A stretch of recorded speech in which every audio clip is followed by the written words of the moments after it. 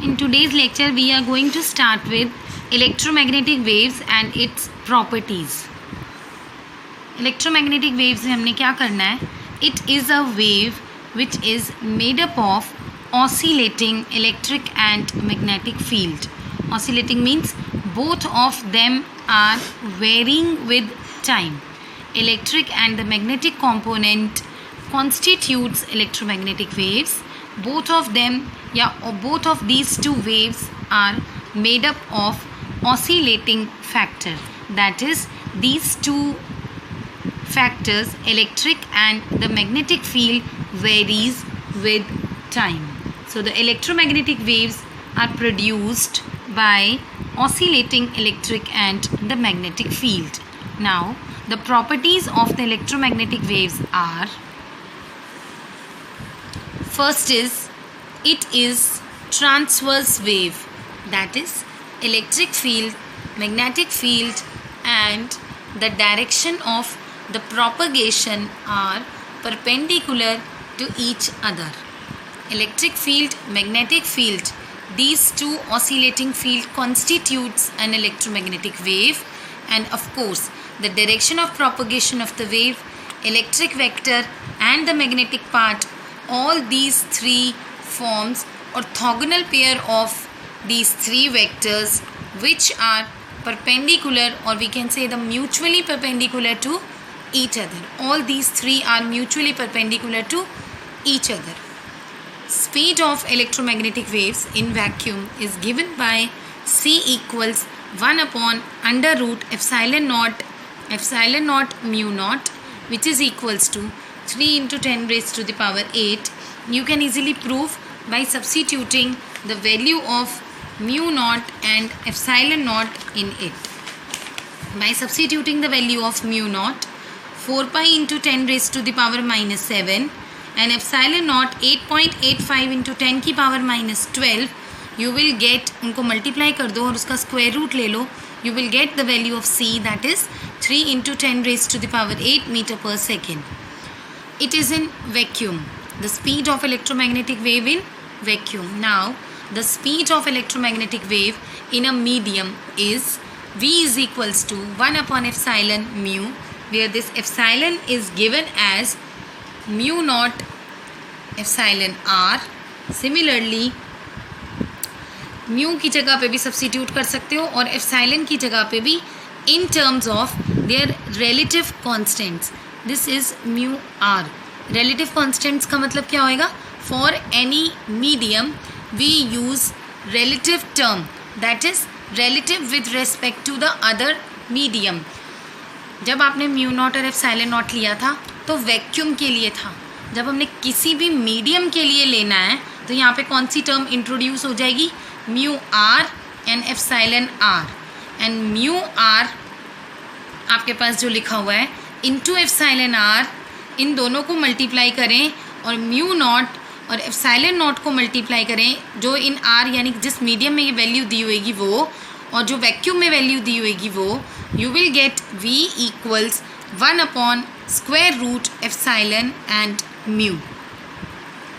Also, the refractive index of the medium is also defined as the ratio of the velocity of the electromagnetic wave in vacuum with respect to the velocity of electromagnetic wave in medium. ये दोनों values जो आपने ऊपर लिखी हैं इनको यहाँ पे डिवाइड कर दिया.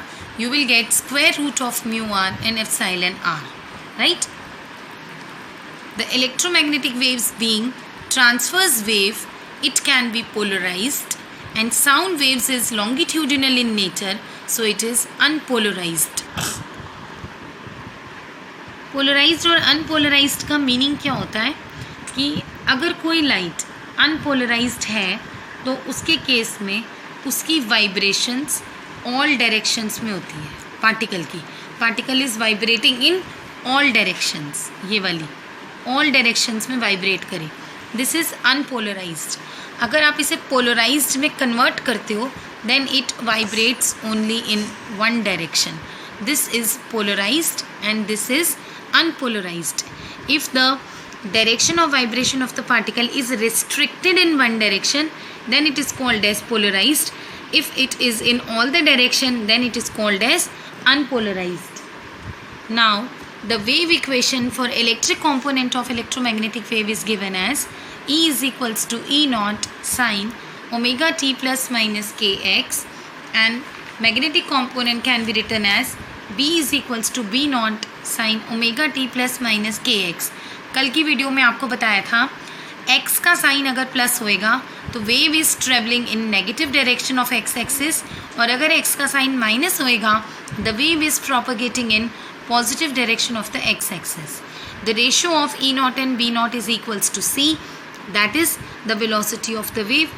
Also it is E by B equals to C, and omega upon k is C, where this omega is 2 pi nu, and k, which is a propagation factor, it is equals to 2 pi by lambda. ये छोटे छोटे फॉर्मूले learn करने हैं.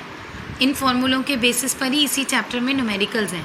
E का, B का, C के. अब आपके पास देखो 3 फॉर्मूले हो गए. E naught by B naught, omega upon K, एक आपने अभी ऊपर करा, C is equal to 1 upon under root mu naught into epsilon naught. So इन छोटे छोटे रिजल्ट्स को लर्न करना है. मीडियम में अगर वेलोसिटी आएगी तो रिलेटिव के कांस्टेंट साथ में यूज़ होंगे. सो इन वैल्यूज़ को आपने लर्न करना है. रिफ्रैक्टिव इंडेक्स पूछा जाएगा C बाई वी, इसकी value square root of mu r epsilon r है, राइट. सो ये वैल्यूज़ आपने याद रखनी है, इन फॉर्मूलेज को याद रखना है, तभी न्यूमेरिकल्स होंगे. Second note heading is the energy of a wave is shared equally between electric and the magnetic energy, and energy, electrical energy per unit volume is defined as numerically 1/2 epsilon naught E square. Magnetic energy per unit volume is equals to 1/2 mu naught B square. SL में इसी term को energy density बोला गया है. So I can write here this is also energy density, और ये magnetic energy की density, ये electric energy density, this is magnetic energy density. दोनों चीज़ें एक हैं. वॉल्यूम से अगर एनर्जी को डिवाइड करोगे it becomes density. Electric energy divided by volume is electrical energy density, and magnetic energy divided by volume is magnetic energy density, right. So इस case में हमने क्या करा, properties of the electromagnetic waves, and इन properties में basically एक चीज़ ये याद करी कि electric, magnetic and direction of the propagation of the waves are 3 mutually perpendicular directions, right. And speed के 2-3 फॉर्मूले, representation of the wave equation of electric and in terms of magnetic components, formulas for C, formulas for K, and the formulas for the energy density, electrical energy as well as magnetic energy density relation. अगर आपने यहाँ पे total energy निकालनी है, इस case में अगर हम टोटल एनर्जी निकालें, let it be UE, let it be UB, तो it is sum of UE and UB, right. Electrical density, energy density plus magnetic density. So इन दोनों का सम हो जाएगी energy. This is what we called as electrical energy and the magnetical energy. Magnetic energy में एक चीज़ correct करो, ये mu naught इसके denominator में है, B square by mu naught, ये करेक्ट कर लो. म्यू नॉट हमेशा डिनोमिनेटर में आता है एनर्जी के, ये गलती से लिखा हुआ है, इट इज़ म्यू नॉट, ठीक है. It is to be corrected, ये आप लोग करेक्ट कर लेना. एप्सिलॉन नॉट ऊपर है, म्यू नॉट डिनोमिनेटर में है, right. The waves are not deflected by the electric and magnetic fields. This is a very very important part. So यहाँ पे एक चीज़ और ऐड कर लेते हैं इसी नोट हेडिंग में.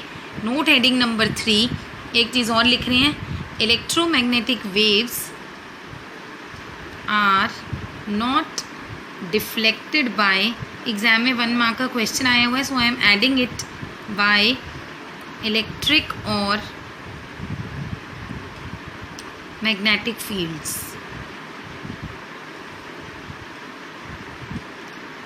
ठीक है. So electromagnetic waves are not deflected by electric and magnetic fields. Now let us discuss few numericals related with these formulas.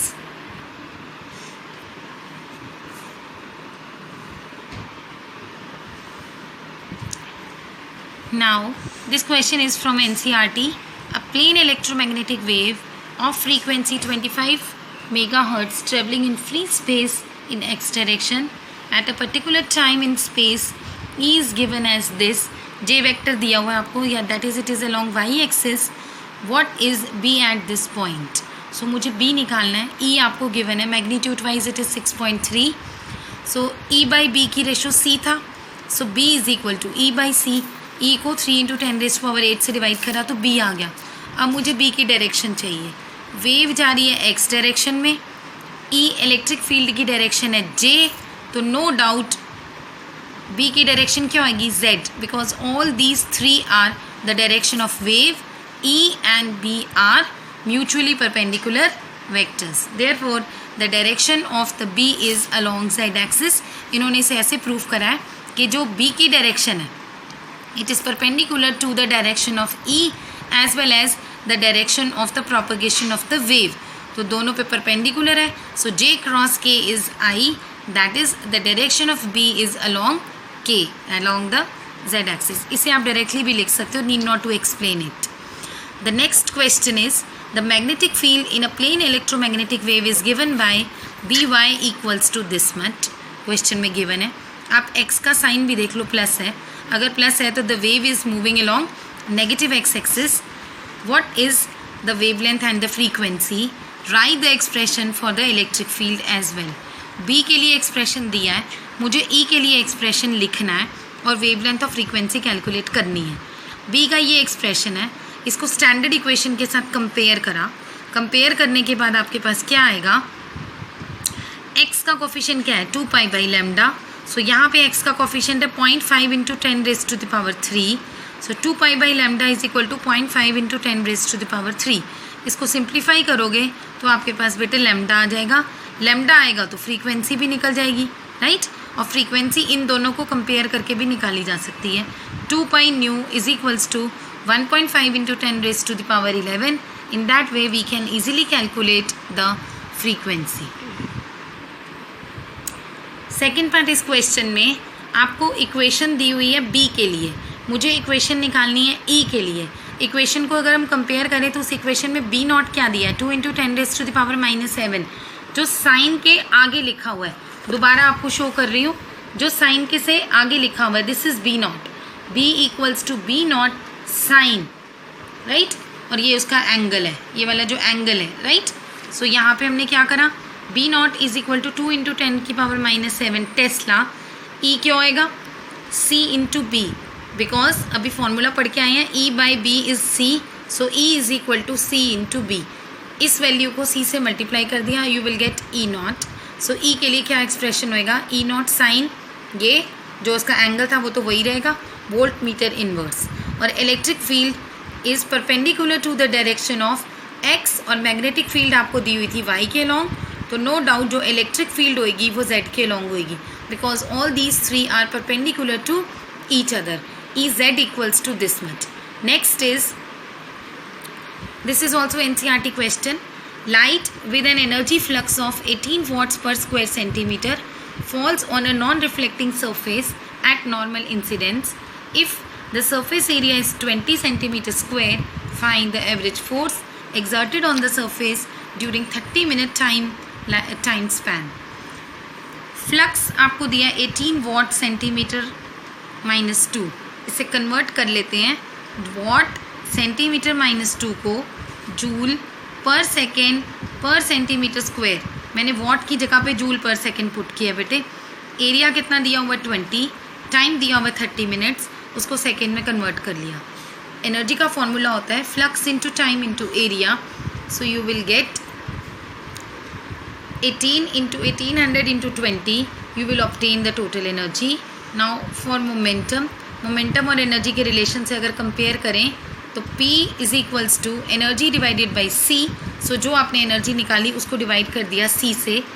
अपनी लिस्ट वाले फॉर्मूले में जिसको मैंने बॉक्स करा है, ये एक फार्मूला और एक ये फार्मूला, इलेक्ट्रोमैग्नेटिक वेव्स के ये 6 फार्मूलाज की लिस्टिंग कर लो. 1, 2, 4 हमने पहले किए. And representation of electric and the magnetic field in terms of sine and cos wave, ये वाले फॉर्मूले. Similarly average force is equals to, क्योंकि फोर्स का फॉर्मूला क्या होता है मोमेंटम के टर्म्स में, P is equal to F into T, तो F is equal to P by T. पुराने मैकेनिक्स के फॉर्मूलाज रिपीट हो रहे हैं यहाँ पे, इन सारे फार्मूलाज की अलग से लिस्टिंग कर लो. P की वैल्यू पुट करी, T की वैल्यू पुट करी, you will gate force.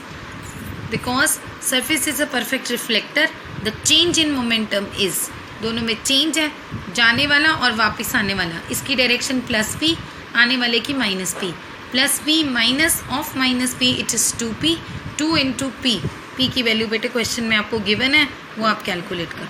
Right, change in momentum is f से उसे रिप्रेजेंट भी किया जा सकता है. नाउ ये जो आपने अभी न्यूमेरिकल करे, ये फॉर्मूले जो मैं आपको बार बार इसमें बॉक्स बना के दिखा रही हूँ, इनको अलग से एक पेज पे लिख के इसी चैप्टर के नोट्स के साथ या अपनी बुक में या एसएल में स्टेपलर कर लो. जब भी आप इसके न्यूमेरिकल करोगे, अगर फॉर्मूले सामने लिखे होंगे तो बिल्कुल भी मुश्किल नहीं होएगी कि क्वेश्चन को कैसे अटेम्प्ट करना है. नहीं तो अगर फॉर्मूले याद नहीं होंगे तो कुछ समझ नहीं आएगा कि इसको क्या अप्लाई करें और कैसे इन न्यूमेरिकल्स को सॉल्व करें. अब आप इस चैप्टर के जितने भी सॉल्व न्यूमेरिकल्स दिए हुए हैं एसएल के, वो आप इजीली कर सकते हो. अगर किसी को उन क्वेश्चंस में कोई डाउट होएगा तो यू कैन आस्क इंडिविजुअली, मुझे मैसेज कर देना. वैसे मुझे मैसेज सिर्फ गगन के आ रहे हैं और कोई बच्चा न्यूमेरिकल वाइज मैसेज नहीं कर रहा. Please be punctual, be strict, be sincere with this subject. मुश्किल में पड़ जाओगे, ये मत सोचो कि स्कूल नहीं खुल रहे या अभी कुछ पता नहीं चल रहा, बोर्ड होंगे कि नहीं होंगे. एक बात अंडरलाइन कर लो कि बोर्ड एग्ज़ाम ज़रूर होंगे. As far as class 12th is concerned, there is no change in the schedule of the board exam. It will be conducted in 2021 month of March. So इसलिए be serious with this subject. Do all these numericals today only so that clear हो जाएगा कि कहाँ पे क्या चीज़ आपके doubts हैं. Right?